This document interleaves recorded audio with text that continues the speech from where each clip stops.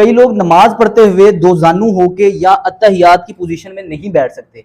उसकी वजह यह है कि घुटने के या तो मसल्स काफी ज्यादा कमजोर होकर टाइटनेस का शिकार हो जाते हैं या घुटने के अंदर आर्थराइटिस डेवलप होना स्टार्ट हो जाता है। अगर आप देखें यंग बच्चे, पहले जमाने में बुजुर्ग लोग कुर्सियों में बैठे होते थे मस्जिदों में, लेकिन अगर आप अब देखें तो यंग लोग 30 साल के 32 साल की कुर्सियां इस्तेमाल करते हैं। उसकी वजह यह है कि घुटने के मसल ही डेवलप नहीं है और इस तरह इस पोजीशन में बैठा नहीं जा सकता। तो आज की इस वीडियो में मैं आपको ऐसी एक्सरसाइज बताऊंगा, अगर आप उसे करेंगे तो आपका आहिस्ता आहिस्ता ये दो जानू होकर बैठना या अत्तहियात में प्रॉपर तरीके से नमाज पढ़ना आसान हो जाए। सबसे पहली एक्सरसाइज है, आपने किसी बेड पे या किसी नरम सरफेस पे करनी है। आपने करना यह है, एक तकिया लेकर अपनी टांग के इस हिस्से में आपने इस तकिए को इस तरह से फंसा देना है, ऐसे बिल्कुल सीधे हैं, और कोई सरफेस नरम होनी चाहिए, कोई गद्दा वगैरह होना चाहिए।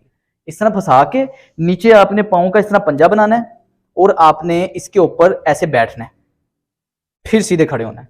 अच्छा, अब आपने करना यह है कि बैठना स्लो है और फिर सीधे खड़े होना, और बिल्कुल सीधे खड़े होना है। इससे हो ये रहा है कि मेरे इस मसल में फ्लेक्सिबिलिटी और साथ साथ स्ट्रेंथनिंग पैदा हो रही है।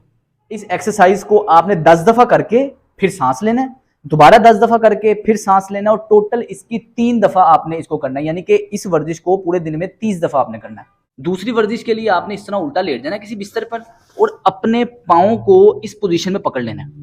अब पकड़कर मैं इसको अपनी तरफ ऐसे खींचूंगा और उतना खींचना है जितना काबिल बर्दाश्त हो, यानी कि दर्द नहीं इसमें शुरू करवा लेनी आपने।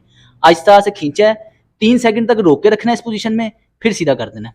फिर ऐसे पकड़ के खींचा है, 3 सेकंड तक रोक के रखना है इस पोजीशन में, फिर छोड़ देना है। और इस वर्जिश को भी 30 दफा 10-10 करके 30 दफा लेफ्ट लेग में करेंगे और इसी तरह 30 दफा अपनी राइट लेग में करेंगे। लास्ट एक्सरसाइज है, उसमें आपने इस तरह लेटकर सीधा अपनी टांग को ऐसे सीधा करके पंजे को टाइट करके पांव की एड़ी को बेड के साथ इस तरह रगड़ कर लेकर आना है, फिर सीधा करना है जितना लेकर आ सके, फिर रगड़ के लेकर आना है, फिर सीधा, और एड़ी को लेकर आना है, पंजे को ढीला नहीं छोड़ना, पंजे को टाइट रखना है, रगड़ कर लेकर आना है। और अगर आप इसमें आवाज सुने,